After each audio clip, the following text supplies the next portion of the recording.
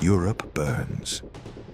The nights are lit by the glow of bombs, sirens scream over shattered rooftops, and the continent's maps change every day under the pressure of the Reich.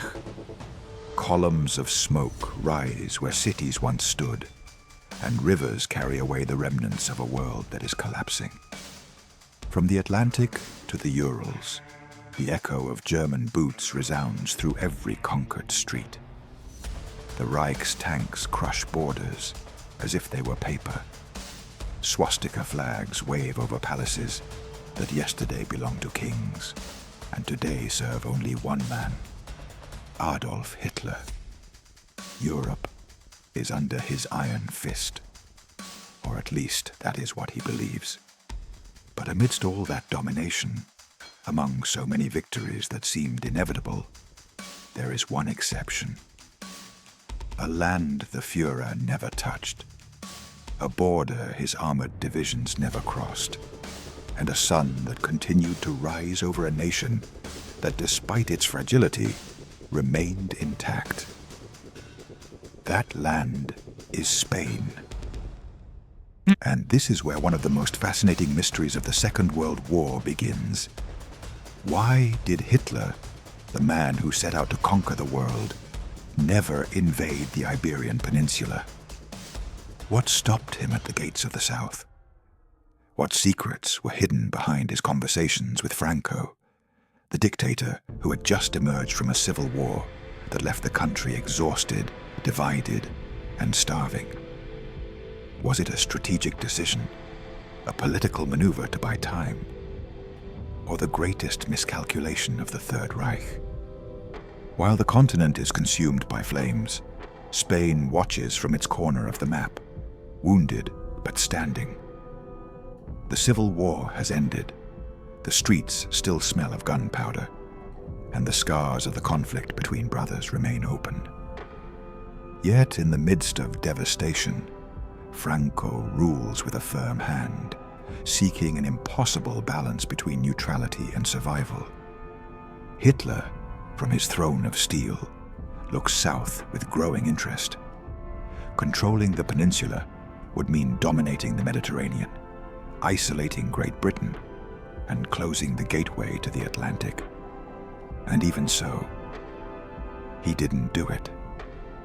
Not a single German division crossed the Pyrenees. Not a single Reich tank advanced along Spanish roads. Europe is in total war, and every decision can alter the course of history. France has fallen, Poland has been wiped from the map, and the Balkans lie in ruins. But Spain, Franco's Spain, remains an enigma, neutral, expectant, silent, and somehow untouchable. Between the dark offices of Berlin and the austere palaces of Madrid, a diplomatic chess match unfolds. Two dictators, two visions of power, and a board marked by fear, ambition, and necessity. Every move is calculated, every word is a veiled threat, and every decision could unleash a new front in the most devastating war in history. In this story of broken promises, crossed interests, and unchecked ambitions lies a question that has intrigued historians for decades. Why didn't Hitler invade Spain? What you will discover next not only explains an absence on the war map, but also a silent turn that altered the destiny of Europe. Because sometimes power is not measured in battles won, but in the borders that were never crossed. It is 1940. Europe bows before the shadow of the Reich. In just a few months, the advance of the Third Reich has transformed the continent's map into a canvas of victories that seem inevitable. Borders retouched, capitals resigned, and squares occupied by a power that imposes its presence with the harshness of war. Only Great Britain resists, while the waves crash against the coasts and the ports remain open to the island's resistance. In the rest of the continent, the silence of conquered squares mixes with the distant roar of armored columns. The Mediterranean becomes a battlefield, a basin where routes, supplies, and control of the passages that link continents are at stake. From North Africa to the southern coasts, waters and ports become strategic, and every island, every strait, acquires a value that can determine the fate of entire nations. It is 1940. Europe surrenders to the Reich. Only Great Britain resists. The Mediterranean becomes a battlefield, and Hitler's eyes turn toward the southwest, Spain. The Iberian Peninsula on that board is not just a piece of land. It is a piece capable of tipping the balance. Controlling Spain would mean closing passages and opening routes, dominating enclaves that serve as keys to the waters that bathe southern Europe. Gibraltar, narrow and strategic, appears on the military calculation map as the entry point for cutting the passage between seas and controlling maritime communication. Closing the Mediterranean would mean strangling the supply and maneuvering options of the rivals who still resist. Strangling England requires denying routes, encircling the possibility of a maritime bridge that could sustain the island's resistance. In that logic, the peninsula is not peripheral. It is the threshold of control that can turn a front into an insoluble situation for the enemy. The interest is not symbolic. It is purely strategic and decisive. In the south, geography takes on the weight of a plan. Each port, each cape, each mountain pass is examined with the strategist's cold gaze, because possession of the peninsula would allow whoever controls it to project force over the Mediterranean, and by extension, over the course of the war itself. Controlling Gibraltar, closing access routes, and dominating the peninsula's neuralgic points is, in this scheme, synonymous with advantage. It would impede the free movement of forces and materials, complicate the enemy's logistical survival, and offer the power that holds that possession the option of suffocating those who still resist. Thus, the peninsula becomes a first-order objective, a territory whose control can define the destiny of the conflict in southern Europe. And yet, in the midst of that geostrategy, Spain is living its own recent tragedy. Spain has just emerged destroyed from its civil war. The entire country carries open wounds, cities and countryside marked by violence, exhausted populations, and a social landscape deeply fractured. Hunger coexists with misery, tables are empty in many households, and long lines for the essentials draw the geography of need. Misery is not just a lack of goods. It is the daily reality of families who have lost work, sustenance, and any immediate hope. And fear dominates the streets, a fear that settles in the gestures of those who walk and in the eyes of those who watch, a caution born from the recent experience of fratricidal conflict, making the public and the private inseparable in the logic of survival. In the silence that precedes what could become a new storm, the new Caudillo observes. His figure stands against the wounded city, against the hardship, and against the squares trying to rebuild after the internal war. The Caudillo watches Hitler conquer the continent, wondering whether Spain's destiny should follow that path. That question contains within itself the tension of a country that has not yet decided whether its future will be an extension of Europe's conflict or whether it will survive the war through neutrality and reconstruction. The observation is not a passive gesture. It is a political calculation that evaluates risks, costs, and possible benefits, carried out in a context where the immediate priority is internal stability and the recovery of a nation emerging from its own disaster. The geopolitical situation thus presents itself as a crossroads. Europe speaks in terms of domination and conquest. The Third Reich looks toward areas that could amplify its control. The Mediterranean is contested as a sea that determines trajectories, and the Iberian Peninsula appears as a sensitive territory, key for anyone seeking to block resistance. But the peninsula is not just a board. It is a nation that cannot be considered solely as a military objective without taking into account its recent devastation. In that duality of power and fragility, the decisions that will immediately determine whether the war opens a new front, or whether Spain manages to remain on the margins of the fury, consuming the rest of Europe, begin to take shape. The contrast between the peninsula's strategic dimension and the immediate reality of its devastation highlights the complexity of the moment. On one hand, military calculation indicates the need to take positions that would allow control of routes and straits. On the other, Spain's political and social reality, immersed in hunger, misery, and fear, suggests that the nation is in no condition to withstand a new conflagration. The tension between what would be desirable in terms of projecting force and what is bearable from the perspective of Spanish society defines the scenario in which the decisions that may shape the peninsula's destiny unfold. At that point, the question that floats in the air echoes through streets and offices. Should Spain follow the path of annexation to the Reich's totalizing logic? Or should it attempt, despite its wounds, to preserve some margin for rebuilding itself? The Caudillo watches everything, weighing and waiting, while Europe burns and the consequences of each choice become heavier. The way this crossroads is resolved is not just a matter of diplomacy or strategy.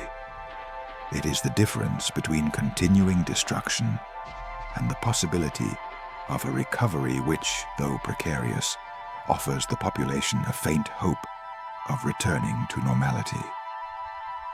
Thus, between scenarios of hegemony and the reality of a devastated nation, the backdrop that will shape the events to come begins to form. The consideration of Gibraltar, the closing of the Mediterranean, and the idea of strangling England outline the strategic dimension of the issue. The image of a country consumed by civil war, dominated by hunger and fear, marks the real limits of action. Spain, at this intersection, appears as the piece capable of deciding the course of history, not only because of what it offers the dominator, but because of what it demands of those who decide its destiny. On the French-Spanish border, a train stops at the Hendaye station. A luxury carriage opens, and two figures step down with measured pace. Steam rises, mist clings to the windows, and time seems compressed on that cold platform. Inside the carriage, the conversation has been a sequence of silences and carefully weighted phrases. Outside, the landscape moves on indifferently. The two dictators look at each other intently. One possesses everything on the map and holds the memory of his victories. The other has just emerged from his own war, holds fragile power, and fears losing it. That clash of presences is, from the very first instant, a tension that does not grow through words but through calculating glances, hands tightening around a cane, and smiles that never reach the eyes. The air in Hendaye smells of iron and recent rain. The boots of the attendants crunch, scarves are tightened around necks, and murmured orders dissolve in the noise of locomotives. In the scene, every gesture takes on strategic nuance. The inclination of a head, the pause before a sentence, the choice of room in which to speak. The tension is not accidental. It is the logic of two men who know that in this meeting, more is at stake than an exchange of courtesies. It is the measuring of a possible connection that could alter the fate of a peninsula and perhaps of the entire continent. Hitler evaluates with his gaze. In that pause, in that exchange of glances, he envisions Franco as a useful ally, a piece that, if well positioned, can open strategic doors. He sees the peninsula as a board on which to place pieces, and Franco as someone who could facilitate the path toward greater objectives. The possibility of having Spain within his sphere casts upon his expression a blend of cold calculation and contained expectation. But it is not a naive expectation. It is a tactical assessment seeking to translate into concrete advantages, into maneuvers that close routes and broaden pressure on those who still resist. Franco, for his part, is no complacent mirror. Before him, the Führer appears as a necessary threat, a giant whose closeness offers protection, but whose shadow forces him to think about the price of dependency. In the Caudillo's mind cross the need to secure his emerging regime and the fear of losing the little he has gained after the Civil War. Each proposal received is weighed as a potential obligation. Each German promise provokes in Franco the question of whether the glory it might offer is measured in sovereignty or in chains. That mental balance turns the meeting into a duel of calculation and reluctance. The outward gestures barely disguise the internal friction. In the decorated rooms, words are formal and smiles courteous. In the intimacy of thought, motives multiply. The alliances one imagines and the concessions the other fears are not spoken clearly, but they are felt in the distance between what is said and what is thought. The scene becomes a board where each piece is the projection of possible futures: domination, submission, survival, or loss. The tension thickens like smoke in the hallways. Phrases remain floating, incomplete, as if the hands uttering them dared not close them. Hitler would later confess, "I would rather have 3 or 4 teeth pulled than speak with that man again." That phrase, spoken afterward, is a key that opens the door to the displeasure he may have felt in Hendaye. Beyond protocol, the private emotions of one of the leaders appear in that confession. Annoyance, irritation, or the perception that the meeting had not produced what he expected. The phrase condenses the impotence of a negotiation that cannot be framed in simple terms. It also shows the distance between geopolitical ambition and the political obstinacy of a figure who does not fully yield. Despite efforts to show unity, the meeting does not achieve the objective Hitler expected: total alliance. What he sought to translate into a clear commitment, an adhesion that would allow him to deploy wills and resources, is reduced to a tense and precarious balance. Intentions collide with limitations. One's expectations run into the other's caution. Promises dissolve before the fragility of what would be at stake. In the station and in the meeting rooms remains the feeling that much was said, but little agreed upon. The official photograph may smile, but in practice the alliance does not take shape in the terms the aggressor desired. The meeting is therefore a scene saturated with contradiction. The magnificence of consolidated power against the precariousness of recently obtained power. The audacity of expansionism against the restraint of someone who knows how much he could lose. The conversations end, the carriages are prepared, and the engines resume their noise. The train departs, the fog parts, and what remains is the trace of a meeting whose immediate consequence is the continuity of the enigma. For Hitler, the possibility of incorporating Spain is not closed, but becomes more uncertain. For Franco, the choice between being a partner or keeping distance is still not completely resolved. In the memory of those who lived through the episode, the Hendaye meeting is read as an encounter that neither consummated the delivery of a nation nor fulfilled the promise of a yoke. It was a meeting marked by the cinematic tension of two opposing figures, one with the certainty of dominance, the other with the anxiety of someone afraid of losing what he has obtained at great cost. In the end, the photo, the words, and the recorded phrases were not enough to turn expectation into an irreversible pact.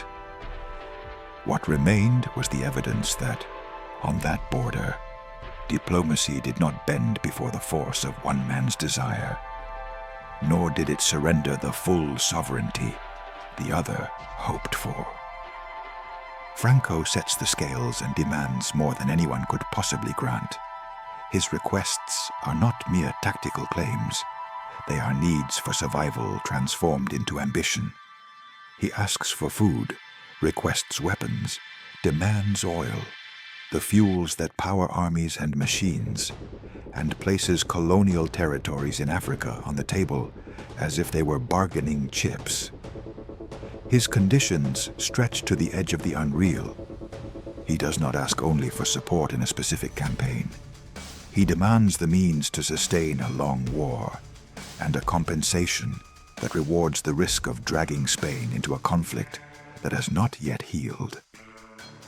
The list is endless in its magnitude because, at its core, what he seeks is not so much conquest as the guarantee that participation will not mean the disappearance of what remains of the country. Franco was asking for half a continent in exchange for a war his country could not sustain. That sentence, fierce in its synthesis, sums up the dissonance between the grandiloquence of his claims and the material fragility that underlies them. On one side, ambition appears as the demand of someone who wants to transform his country's position on the map. On the other, the evidence that the means for such an enterprise simply do not exist. Demanding colonial territories is thinking about expansion while the household cupboards are empty. Asking for oil is imagining tanks and planes when factories are still struggling to stand. The dichotomy is grotesque. The gesture of power the Caudillo claims collides with the poverty and exhaustion that in fact define the national reality. The contrast between German ambition and Spanish weakness becomes a landscape of contrasts. In Berlin, they dream of the strategic breadth an allied Spain would offer: control over maritime passages, domination of the Mediterranean, another front that would choke England. In Madrid, however, the internal map is different. Unplowed fields, cities with recent wounds, infrastructures pleading for reconstruction. The fantasy of expansion crashes against rationing cards and the basic logistics missing from every town. The rhetoric of greatness, therefore, becomes wrapped in the reality of scarcity, a contrast that makes the conversation impossible to turn into immediate action. Franco knows, deep down, the truth of his nation. His army is exhausted, his ranks are not fully restored, his weapons seem more a promise than a real capability. Franco knows his army is exhausted, that his people are hungry, that a new war could destroy everything. That thought, repeated internally time and again, marks the boundary between verbal ambition and real prudence. In the Caudillo's mind, the pride of having won the Civil War crosses with the responsibility of not ruining the fragile recovery of society. Each request made to Hitler is articulated over that tension, demanding to protect, negotiating to avoid disaster. But the contradiction persists. To ask for so much when one has so little is an act of reckless audacity and a calculation of his country's value as a bargaining token. In the offices, Franco interrogates his own bet. The possibility of accepting commitments that involve sending troops, opening ports, or yielding colonial sovereignty appears as an invitation to an abyss from which he might not return. The idea that war could destroy everything is not an abstract hypothesis. It is a concrete threat projected over homes, factories, and roads, still smoking from the wounds of recent internal conflict. The awareness of that risk prevents Franco from making decisions that would sacrifice the minimal stability he has barely managed to impose. The voices around the caudillo reinforce caution. Spain could not enter the war, said Serrano Suñer, Franco's brother-in-law, because the country did not even have bread for its people. That statement, spoken by someone close, acts as a mirror reflecting the harshest truth. Material incapacity is the most forceful reason for refusal. It is not only a matter of prestige or strategic calculation, but of daily survival. When politics faces scarcity, restraint becomes the most practicable policy. Serrano Suñer expresses it without embellishment. Without bread, there is no war that can be sustained. Without food, any campaign would be a logistical suicide. The demands imposed by Franco, however surprising in their audacity, are also the expression of a negotiation in which internal debt is disguised as an offer. Asking for colonial territories points to the symbolic reward of victory without considering the human and material cost that such an enterprise would require. Requesting weapons and oil reveals the need for concrete guarantees so that collaboration does not become a death sentence for the nation. Each requirement articulated by the caudillo is, at heart, a condition to ensure that participation does not mean the annihilation of what still remains standing. The diplomatic scene then becomes a tension between desire and reality. Hitler contemplates with interest the possibility of adding Spain to his orbit. Franco responds with demands that seem dictated by his awareness of national poverty and the ambition to correct it through territorial gains. The conversation, therefore, is not merely an exchange of favors, but a clash between perspectives. One that imagines the expansion of power on a continental scale, and another that understands that the immediate priority is not losing what has already been obtained. In that tension, the impossible demands serve both as a negotiation tactic and as an open confession of fragility. Politics becomes human calculation. The caudillo measures his people's hunger, his army's fatigue, and the real possibility that a new war would sow definitive ruin. His impossible conditions are, paradoxically, a way of protecting the vulnerable. Demanding too much is also a way of avoiding commitments he cannot bear. The grandiloquence of his demands works as a warning sign. Whoever asks for so much makes it clear he is not willing to sacrifice the country's survival for glory or for the fashion of aligning with the strong. In that scenario, the conversation with Germany does not lead to total commitment. Franco's demands, disproportionate in nature and rooted in necessity, become a barrier to any immediate agreement that would force Spain into the war. German ambition, sustained by plans of domination, collides with the practical resistance of a country lacking the essentials. Material incapacity becomes a political tool. The real impossibility of fulfilling the conditions required to sustain a conflict serves to justify, with an appearance of firmness, the decision not to commit the nation. The tension between aspiration and limitation thus defines the balance of power. Germany wants, Spain demands. The impossible demands ensure that a full alliance does not materialize. In that dynamic, Cyrano Suñer's words resound like a verdict. The lack of bread is the definitive reason not to undertake a military adventure. The history unfolding in these exchanges shows how basic needs for food and the army's precariousness become decisive factors in international politics. Without that material foundation, grand visions are pure illusion.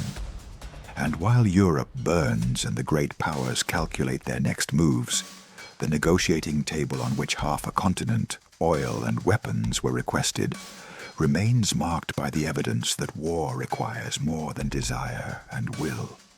It requires resources Spain does not possess. The ambition of Franco and Germany's demands face each other, but it is the reality of misery and exhaustion that ultimately imposes prudence. The impossible conditions are tangible proof that in politics fantasy inevitably collides with material limitation. And in that collision, the decision is made largely that the peninsula would not be dragged into a new conflagration that would have destroyed it completely. It was an act of cold calculation, neither bravery nor fear, pure political survival. The decision is made on the thin line separating ambition from suicide, on the border between the grand gesture and the daily accounting of what still remains on the tables of village homes. Franco sees the pressure of the Reich as a current that can either drag him away or lift him up. He chooses prudence. It is not a matter of heroism nor ornamental cowardice, but a cold reading of the real possibilities. His country has just emerged from a recent war. Its resources are limited, and its social wounds are open. Fully aligning with Hitler would mean risking everything on a bet whose conditions he cannot guarantee. The decision for non-belligerent neutrality is, in that sense, a protective maneuver, a curtain that shields what is minimally essential to survive politically in a continent on fire. In the gesture, there is a complex mixture of calculation and restrained emotion. The official words dress themselves in neutrality, but in practice, there is a clear intention not to enter fully into the conflict. The Reich's demands, arms, food, oil, territories, had shown what full adhesion would require.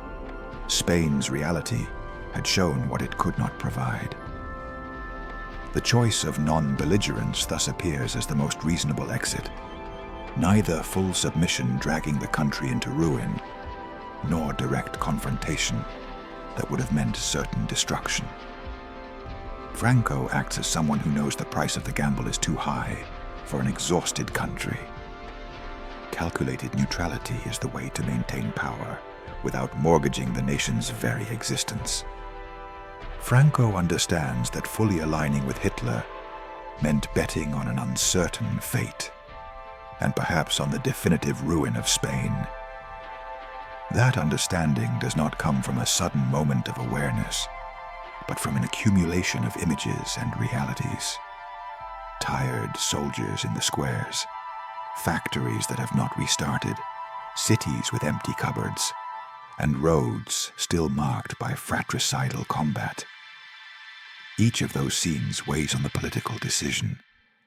Signing a total commitment with the Reich would be accepting that daily survival becomes a bargaining chip for colonial ambitions or strategic promises that in practice could not be fulfilled. Franco's calculation seeks above all to protect the integrity of the state apparatus he leads and to prevent the war from once again annihilating the little he has managed to keep standing. Non-belligerent neutrality is not a rhetorical whim, but a strategy full of limits and nuances. Maintaining that position requires balance, appearing collaborative enough not to provoke the wrath of the powerful ally, while at the same time denying commitments that would mean sending men, opening ports, or giving up vital resources. It is a political dance that requires time, patience, and control of appearances. In that choreography, every public gesture and every calculated silence serve the same purpose: to preserve sovereignty in practice, even if not always in discourse.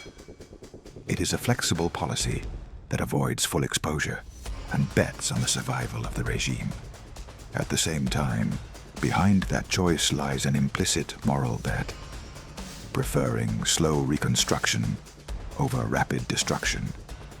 It is not presented as a choice of heroic ethics, but as a practical responsibility, preventing the population from paying with hunger and death for an alliance that guarantees no outcomes. The decision is therefore a form of social policy, prioritizing the daily lives of citizens over military glory. That intention speaks less of greatness and more of calculation, keeping the machinery of the state alive enough to govern when the storm passes. The coldness of the calculation does not eliminate personal tension or doubt. In the privacy of offices, leaders confront the image of the power they could gain and the reality of what has already been lost. The temptation of expansion and the fear of submission blend in the Caudillo's mind. His final choice is the result of that internal duel, a compromise that seeks to avoid the worst-case scenario. It is not a surrender to history, but a maneuver to ensure that history does not sweep away what remains to be rebuilt. Non-belligerent neutrality thus becomes a tool of practical politics that privileges national survival over immediate glories. Sometimes, history does not change with gunfire, but with silences. That reflection contains the idea that there are decisive moments in which the absence of a military act weighs as much as the presence of weapons. The calculated silence of a nation can contain more force than shrapnel. It allows for the preservation of lives and structures that otherwise would have been consumed by the machinery of Allied war. In Spain's case, that silence was the difference between becoming a battlefield and being an actor that cautiously managed to preserve its social fabric enough to survive the European disaster. The chosen neutrality is ultimately an ambiguous victory. It avoids direct participation in the conflagration and preserves a margin of political maneuvering, but it also implies living with suspicion and external pressure. Being non-belligerent demands paying a price in diplomatic attention and symbolic concessions, and forces navigating between the expectations of a powerful ally and the internal needs of an exhausted country. Even so, in the cold balance made by power, the idea prevails that preserving the life of the country and the continuity of the regime was preferable to risking everything for a hypothetical triumph. Franco's choice, therefore, is inscribed as a pragmatic act, neither heroic nor cowardly, but calculated to ensure the political survival of Spain. It was a decision that prioritized reconstruction and internal stability over the adventure of war, one that understood that definitive ruin was a real possibility if full alignment with the Reich was chosen. In that crossroads of ambition and prudence, non-belligerence emerges as the most lucid exit. The choice of someone who decides, with cold rigor, to preserve what remains in order to govern once the storm has passed. In 1941, Hitler invades the Soviet Union. In 1942, Stalingrad arrives, and the myth of German invincibility begins to crack. The sentence, spoken with the gravity of someone observing the course of events, sums up the decisive turn that transforms the strategic map of the war. What had until then been a series of radiant advances and rapid conquests becomes prolonged attrition and a collision with realities the Reich's machinery had not fully anticipated. The invasion of the East opens a new front that demands men, resources, and a fierce logistical effort. The massive, ambitious campaign crashes into distances, climates, and resistance that wear down the attacking forces.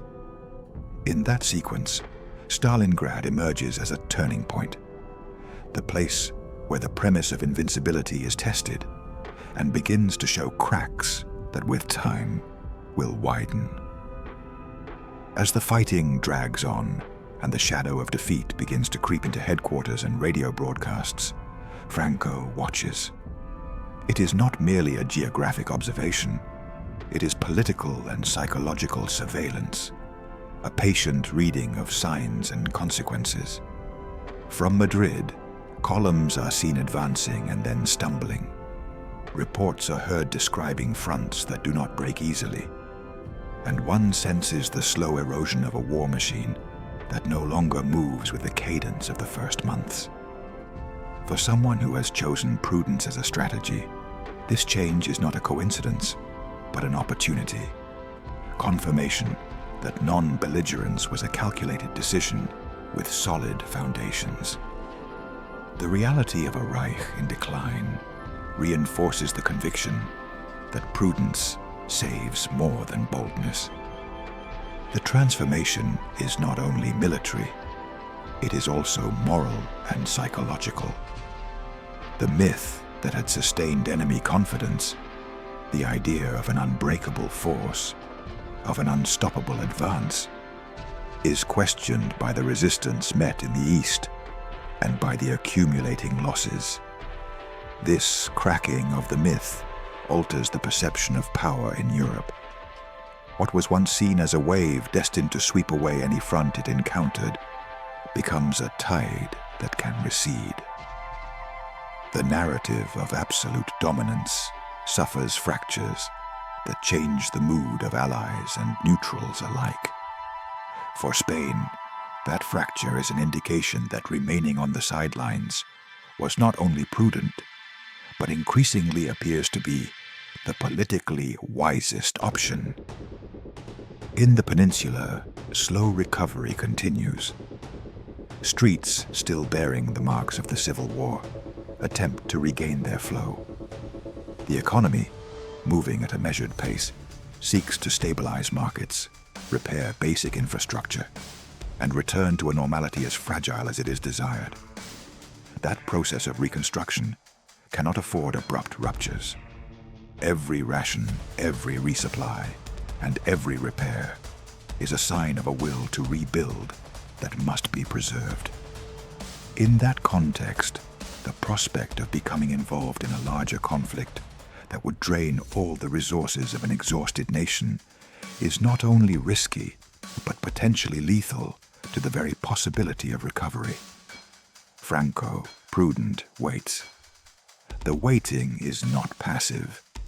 It is a strategy combining vigilance, calculation, and internal management. Each report arriving from the Eastern Front is evaluated in government offices and translated into concrete steps in foreign policy. Gestures that avoid provocation, while simultaneously sustaining the image of a regime capable of surviving without exposing itself to disaster. In practice, that waiting becomes a tool of power, conserving strength, maintaining the structure of the state, and preserving room for maneuver when the political map shifts in its favor. Patience, in this case, becomes a resource as valuable as any army. Thus, the silence of non-intervention becomes a strategic weapon. It is not a matter of remaining quiet out of fear, but of using inaction as a form of influence.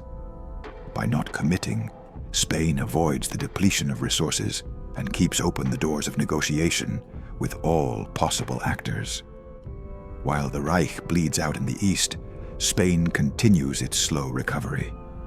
Franco, prudent, waits, and his silence becomes his best weapon. That realization shows that at times, the greatest strength lies in resisting the temptation to act hastily.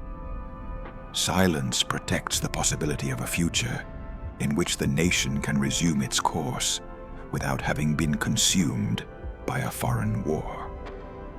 The sequence of 1941 and 1942, seen this way, is not merely a succession of battles and dates, but the plot of a strategic change of great magnitude. Where expansion once seemed possible, containment now imposes itself.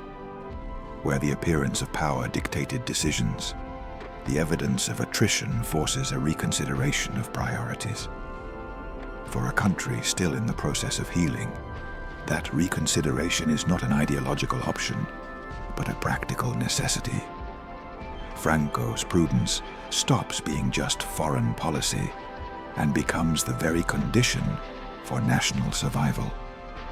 And as Europe redraws its front lines, the choice to remain on the sidelines begins to take on a future-oriented meaning. Non-belligerence preserves both the social fabric and the political maneuvering capacity that will be essential when the war ends or when circumstances offer a new configuration of power. Thus, Franco's calculated silence is not a sign of moral passivity, but of a state strategy that looks beyond urgency and bets on continuity. In that calculation, observing German attrition becomes confirmation that prudence not only saved resources, but sustained the possibility for Spain to survive the storm engulfing Europe. The decision not to enter the war saved Spain from bombings, absolute hunger, and the destruction that ravaged Europe. That hard and concrete truth sits at the center of any assessment. While entire cities burned and towns were reduced to rubble in other countries, the peninsula managed to preserve many of its most basic structures intact. Avoiding entry into the conflict meant preserving infrastructure, local economies, and, above all, everyday lives that elsewhere were obliterated by the war machine.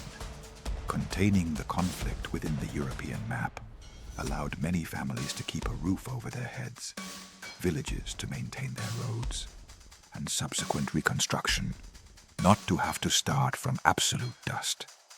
That material preservation had tangible effects on human experience.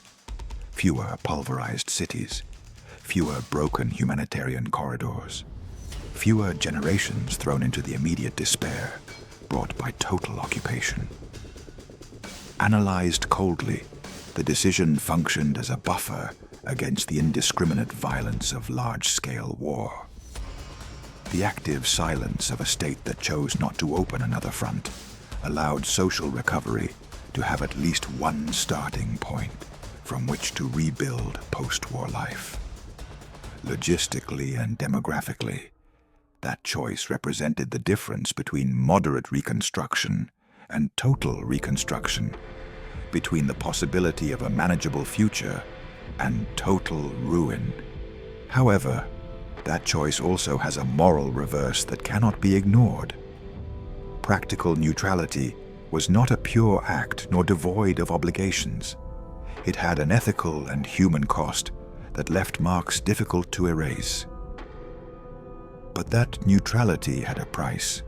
Thousands of Spaniards went to fight alongside the Nazis in the Blue Division, while the regime maintained sympathies with Berlin. This sentence summarizes the contradiction. Avoiding war within the borders did not prevent many Spaniards, for various reasons, from participating in the violence of the conflict elsewhere. Nor did it prevent the regime from maintaining political and cultural affinities with the power dominating much of Europe. The price was not only symbolic, it was the effective presence of Spanish soldiers on a distant front, the direct involvement of citizens in the Allies' war machine, and the coexistence of the state with stances flirting with the victor. This ambivalence produced internal tensions that crossed society. On one hand, the majority avoided the horror of bombing nights and total hunger. On the other, the moral imprint of partial collaboration and the choice to allow or facilitate the march of combatants to a foreign war remained etched in collective memory.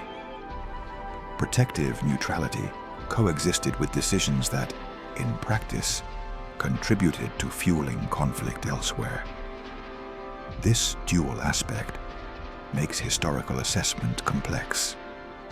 It is not about categorizing the decision as exclusively heroic or peaceful, but understanding it as a political maneuver that physically protected the nation at the cost of accepting a moral commitment with questionable actors and actions.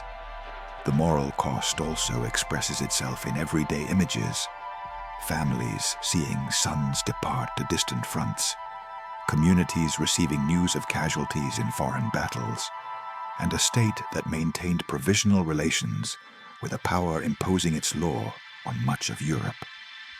This tension between internal preservation and external collaboration wove a web of silences, evasive glances, and decisions that, over time, demanded explanations and justifications.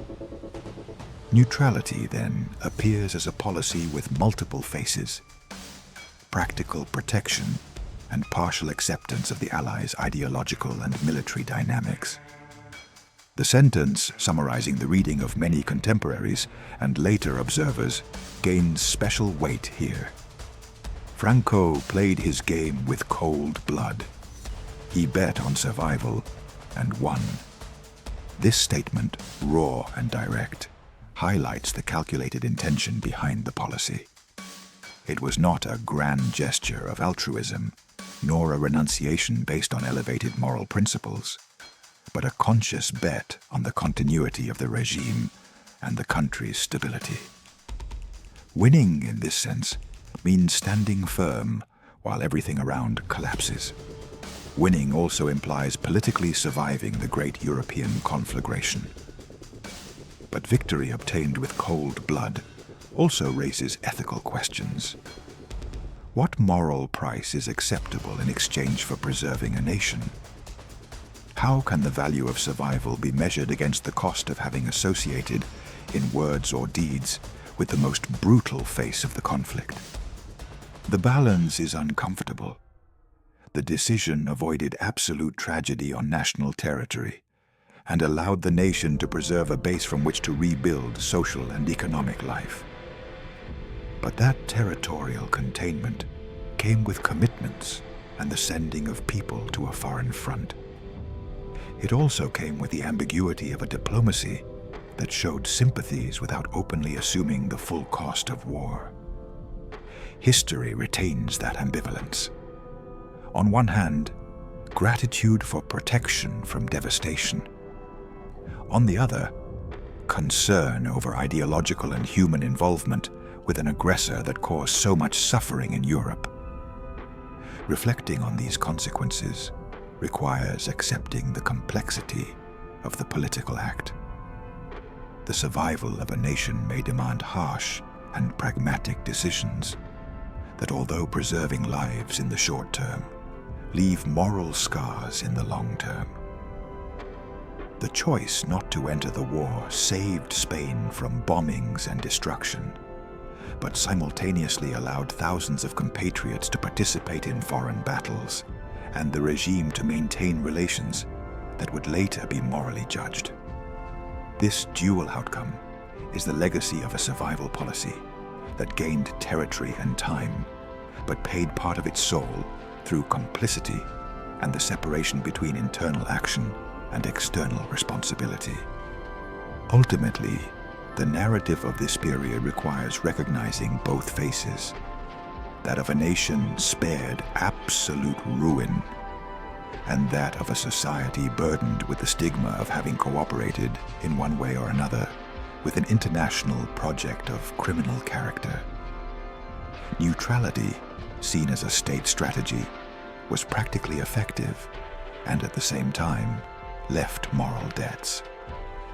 Understanding this ambivalence is essential to grasp why the memory of those years is neither straightforward nor easy to reconcile. History retains the benefits of survival and the shadows of the price paid. Hitler conquered Europe, but not Spain. Not because he could not, but because Franco would not.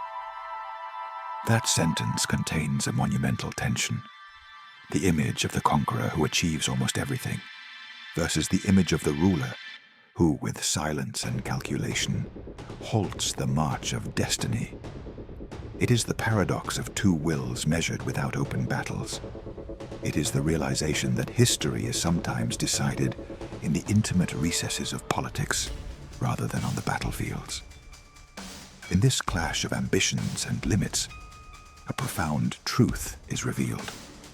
Brute force is not always enough when on the other side exists a cold decision, a restraint that weighs more than the gesture of war. That refusal, cold and calculated, was not an accident nor a whim of chance. It was a political move that prioritized the survival of an exhausted nation over the fleeting glory of an alliance. Behind the rhetoric and demands, behind impossible requests and protocol smiles, remained the choice not to risk the little that had been restored. It was neither romantic courage nor nuance-free cowardice. It was, as stated, pure political survival.